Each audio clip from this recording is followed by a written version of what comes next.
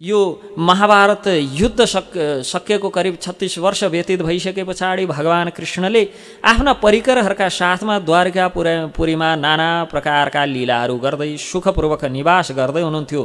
त्यहाँ मूर्तिमान कालको रूपमा निवास गर्न लाग्नुभयो। त्यहाँ आफ्ना लीला स्मरण गर्ने इच्छा प्राप्त गरे पछाडि भगवानकै प्रेरणाले केही ऋषिहरू त्यहाँ पिण्डारक नाम गरेको तीर्थमा, द्वारकाबाट नजिकै छ त्यो तीर्थ, अहिले पनि गएर त्यहाँ दर्शन गर्न सकिन्छ।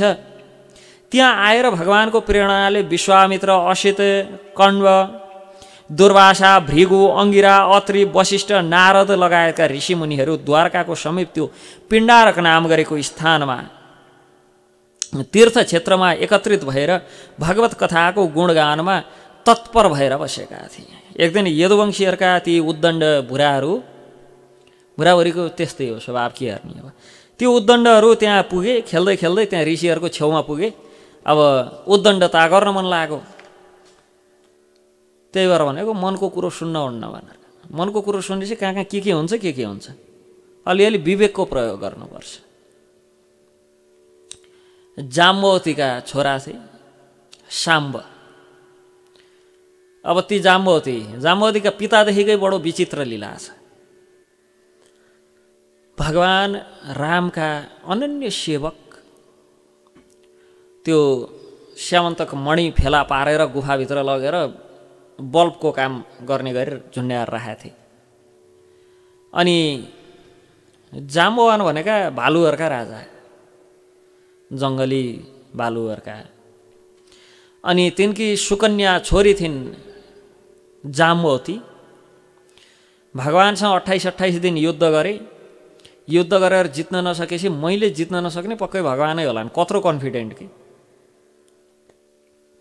बाँकी संसारमा जो आए नि मैले जित्ने, पक्कै भगवान हुनुपर्छ। 28 दिन पछाडि भगवानै हुनुहुन्छ जस्तो मैले जित्न सकिनँ, यो मणि पनि लानुहोस्, यो मेरो छोरी पनि लानुहोस् भनेर दिएर पठाइदिए। छोरी गजबकी थिइन् बिचारा। सबै भगवानको सेवामा लाग्थे पटरानीहरू 16,108 जना। ती एउटै थिइन् भगवानलाई पनि सेवामा लाउँथिन्। ती 16,100 जनासँग विवाह गर्ने बेला त भगवानले ती जाम्बवतीलाई आफैसँग साथमा लिएर जानुभएको थियो। अब भगवानलाई पहिल्यै थाहा छ त्यो 16,100 जनालाई बन्दी बनाएर राखेको छ, तिनलाई छुटाउन छ, तिनले हामीलाई बिहे गर्नुहोस् भन्छन् भनेर। बाँकीले त कुरो बुझ्छन्, जाम्बवतीको भर छैन। अन्त के गर्ने आए यत्र भन्न लागिन् भने के गर्ने, विचार तिनलाई साथमा लिएर जानुभयो। अनि साथमा लिएर जानुभयो। तिनको प्रार्थना सुनेपछि जाम्बवतीलाई हेरेर सोध्नुहुन्छ भगवान। जाम्बवतीले के भन्ने त्यही अगाडि तिनीहरूको अगाडि हुन्छ भनिन्। अनि जाम्बवतीका सन्तुष्टिका लागि त्यही समयमा भगवानले समेत चोरी गर्नुभयो बिचारा। उहाँ स्वर्गलोकमा पुगेर पारिजातको बोट। यसमा फेरि नारदको बडो, यहाँ नारदले भिलेनको रोल खेलेर यो घटना घटेको। जब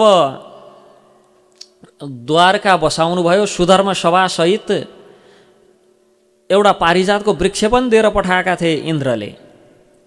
अनि त्यो पारिजातको वृक्ष के हो, पारिजातको वृक्ष आयो लगेर रुक्मिणीलाई दिनुभयो भगवानले। नारद मुनिमा जाम्बवती कहाँ पुगे, मलाई थाहा थियो कृष्णले रुक्मिणीलाई विशेष प्रेम गर्नुहुन्छ। जाम्बवती भन्छन् होइन, उहाँमा त्यस्तो भेदभावै छैन, भेददृष्टि नै छैन, सबैलाई बराबर प्रेम गर्नुहुन्छ। होइन, रुक्मिणीलाई विशेष प्रेम गर्नुहुन्छ। कसरी भन्नु, खै त तिम्रा दरबारमा खै पारिजात, रुक्मिणी कहाँ छ? अब त्यति भएपछि पुगेन। अब त्यो जङ्गलमा बस्ने जङ्गली भालु जाम्बवानकी छोरी उदम मचाउन लागिन्।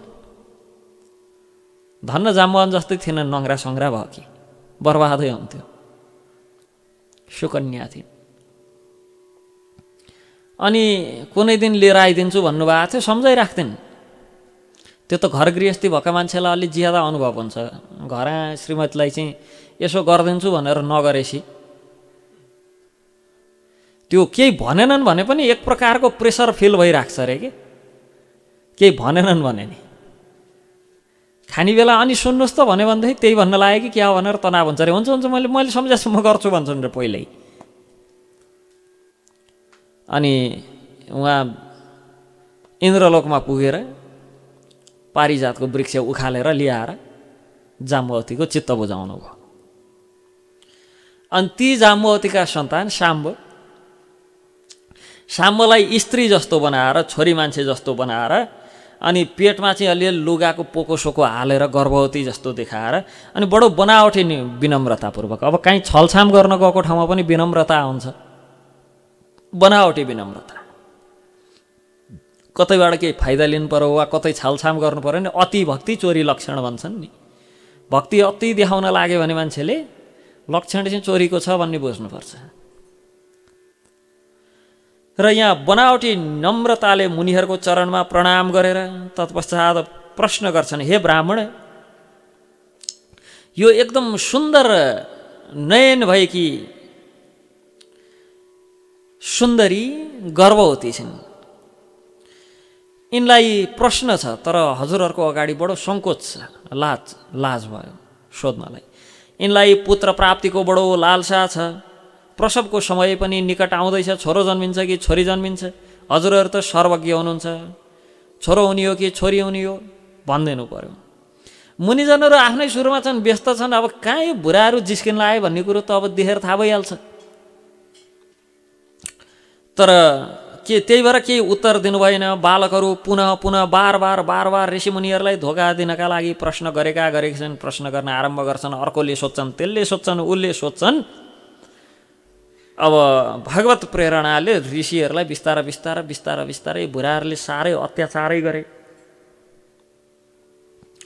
ती मध्येबाट संहारकर्ता महादेव शङ्करका अंशभूत महर्षि दुर्वासा अग्रगणी अब त्यहाँ संहारकर्ताका अंश अवतार अब संहारको उपाय लगाउनुहुन्छ। यहाँ रुद्र अवतार भन्नुहुन्छ, यो मूर्खहरू, यसले मुसल जन्माउँछ, मुसल छोरो पनि जन्माउँदैन, छोरी पनि जन्माउँदैन, मुसल जन्माउँछ र त्यही मुसलले तिमीहरूको कुलको नाश गर्छ। मुनिहरूको यो कुरा सुनेर बालकहरू बडो भयभीत भए। तुरुन्त साम्बको त्यो पेटमा बेरेको लुगासुगा खोलेर हेर्दा भित्र यत्रो ठुलो मुसल फलामको हडबडाउँदै डराउँदै आत्तिँदै दौडेर त्यो मुसल बोकेर महाराज उग्रसेनको समीपमा पुगे। सारा घटना वृत्तान्त बेली विस्तार सुनाए। महाराज उग्रसेन एवं द्वारकावासी आफ्ना आँखाले ती मुसललाई एकदम घुरेर हेरिरहेछन्, अब के हुने हो भनेर। श्राप त दिइसके। एकदम त्यो मुसल देखेर विस्मित भए, भयभीत भए, किनभने ब्राह्मणको श्राप कहिले पनि झुटो हुन सक्दैन भन्ने कुरा त बुझेका थिए। महाराज उग्रसेनले त्यो मुसललाई चुर गराएर त्यो धुलो जुन छ त्यो धुलोलाई समुद्रमा फ्यालिदिनु भयो। त्यो एउटा सानो टुक्रो बाँचेको थियो, त्यो टुक्रोसहित धुलोलाई समुद्रमा फालिदिनु भयो। त्यो फलामको टुक्रोलाई एउटा माछाले निल्यो अनि जो धुलो थियो त्यो धुलो बग्दै समुद्रको किनारमा पुग्यो। त्यो धुलोबाट एरक नाम गरेको घाँस फल्यो। घाँस भन्दा पनि त्यसलाई ठ्याक्कै घाँस भन्न पनि मिलेन, किनभने गतिला भाटा बनाउने खालको घाँस, निगालो जस्तो खालको। र त्यो माछो जसले त्यो मुसलको सानो टुक्रो बाँकी रहेको थियो, त्यो टुक्रो खाएको माछो एक दिन मछुवाराहरूको, माछा मार्नेहरूको जालमा पर्यो। अनि माछाको पेटमा जो फलामको टुक्रो थियो त्यो जरा नाम गरेको शिकारीले आफ्नो बाणको टुप्पोमा लगायो। अब भगवानले सबै थोक जान्नुभएको छ, बुझ्नुभएको छ, यो श्रापलाई उल्टाइदिन पल्टाइदिन सक्नुहुन्थ्यो। तर कालरूपधारी प्रभुले भगवान श्रीकृष्णचन्द्रले ब्राह्मणहरूको श्रापको अनुमोदन गर्नुभयो। भगवानले बारम्बार धेरै पटक ब्राह्मणहरूको श्राप र वरदान दुवैको अनुमोदन गर्नुभएको यो शास्त्रमा विभिन्न प्रसङ्गहरू सुन्न सक्छौँ। हामीले पूर्व सत्रहरूमा पनि यो प्रसङ्गमाथि चर्चा गरेका थियौँ कि भगवानले कस प्रकार ती ब्राह्मणको आशीर्वादलाई, ब्राह्मणको वरदानलाई अनुमोदन गरेर जरासनसँग युद्धमा डराएर भागिदिनु भयो। दुईटा उद्देश्य पूर्ति गर्नु थियो। एक त काल यवन आएको थियो, यवनराज भगवानसँग युद्ध गर्न भनेर, अर्कोतर्फ जरासन ब्राह्मणहरूसँग आशीर्वाद लिएर आएको थियो कि ब्राह्मणहरूले विजयी भव, जितेर मात्र फर्किनु भनेर आशीर्वाद वरदान दिएर पठाएका थिए।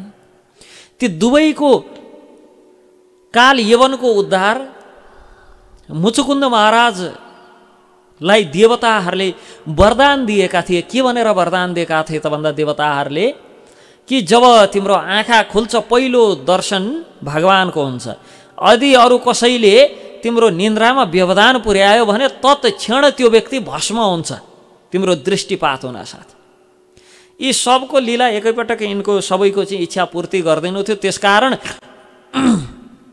जरासन्धलाई देखे पछाडि भगवान दौडिनु भयो, भाग्नुभयो।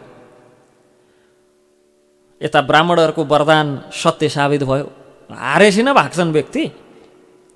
अनि काल यवन पछि पछि लगार्दै गयो भगवानलाई। जरासन्ध त भागेदेखि खुसी भयो, मैले जितेँ भने पर्क्यो।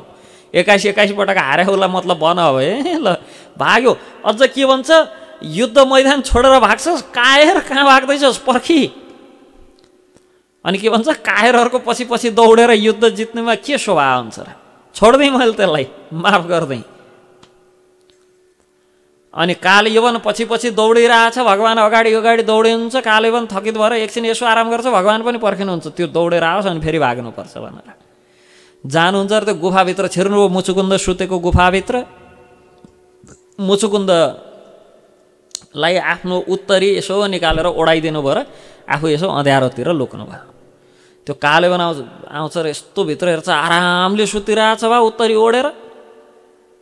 के हुन्छ, तँलाई डर छेरुवा भगौडा, मान्छेलाई यत्रो दौडाएर आफू आराम गरिरहेछ, सुतिरहेछ, मस्त निदाइरहेछ। ए उठ भनेर बडो बेगले लात्ती हानेको थियो। मुचुकुन्दले यसो उठाएर यसरी हेर्नु भएको थियो, कसले लात्ती हान भनेर। त्यो त त्यहीँ खरानी भयो, यत्रो यत्रो खरानीको थुप्रो यताउता हेर्नुभयो, भगवानको दर्शन भयो। यस प्रकार ब्राह्मणहरूको वरदान पनि अनुमोदन गर्नुभयो, देवताहरूको वरदान पनि अनुमोदन गर्नुभयो, अनि काल यवनको पनि उद्धार गर्नुभयो। एकै पटकमा 3टा उद्देश्य पूर्ति भयो। अनि यहाँ फेरि अब ती ब्राह्मणहरूको श्राप अनुमोदन गर्ने विचार गर्नुभयो। किनभने ब्राह्मणहरूको श्राप अनुमोदन गर्नुमा पनि यहाँ फाइदा धेरैवटा छन्, 3टा फाइदा छन्। एउटा त ब्राह्मणहरूको वचन सत्य हुन्छ भन्ने कुरा, शास्त्रको सिद्धान्त स्थापित हुनुभयो। सन्तहरूको वचन सधैँ सत्य हुन्छ भन्ने शास्त्र जो विधि छ, शास्त्रको जो वचन छ त्यसलाई पूर्ति गर्नुभयो। दोस्रो, ती जो यादव वंशमा जन्मेका देवताहरू अनि यादव वंशमै जन्मेर पनि धर्म प्रतिकूल आचरण गर्ने व्यक्तिहरू र भगवानका आफ्ना परिकरहरू सबैलाई स्वधाम लिएर जानु थियो। कुनै उपाय चाहिएको थियो। एकैपटक नरसंहार गर्न पनि केही बहाना चाहियो नि त, बहाना चाहिएको थियो। र त्योभन्दा पनि महत्त्वपूर्ण कुरो, भगवानले राम अवतार लिँदाखेरि बाली र सुग्रीव दुई दाजुभाइ मध्येबाट सुग्रीवसँग मित्रताको सम्बन्ध गाँसेर बालीलाई 7 वृक्ष पछाडिबाट शिकार गरे जसरी बालीको वध गर्नुभएको थियो। बालीको वध गर्नुभएको थियो। अंगदलाई त्यतिखेर बालीका छोरा अंगद महाबली थिए। तिनलाई तत्क्षण एकदम रिस उठ्यो।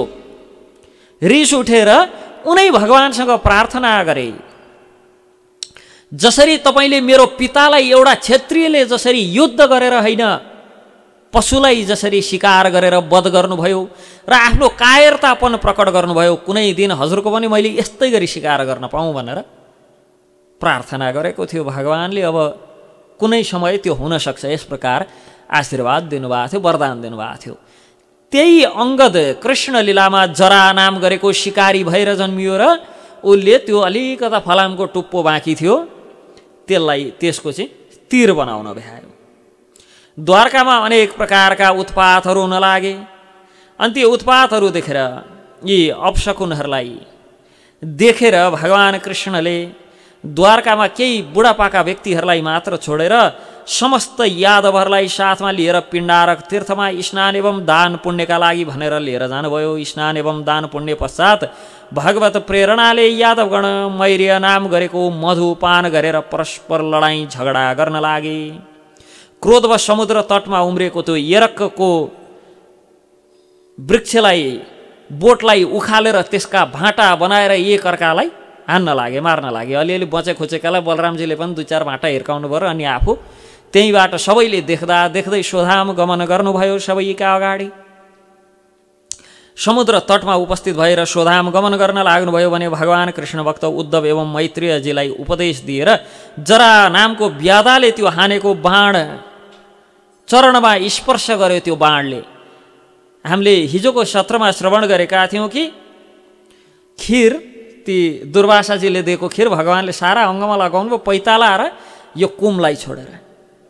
किनभने दुर्वासाले के भनेर त्यस पहाडी भगवानलाई चाहिँ आशीर्वाद दिनेवाला थिए त भन्दा जहाँ जहाँ त्यो खिर लेपन गर्नुभयो त्यहाँ केहीले आघात गर्न सक्दैन। बिचरा भगवानले उहाँ 8 लाख वर्ष अगाडि नै वरदान दिनुभएको छ अङ्गदलाई कि कुनै दिन तिमीले पनि मेरो शिकार गर्ने मौका पाउँछौ, चिन्ता नगर भनेर।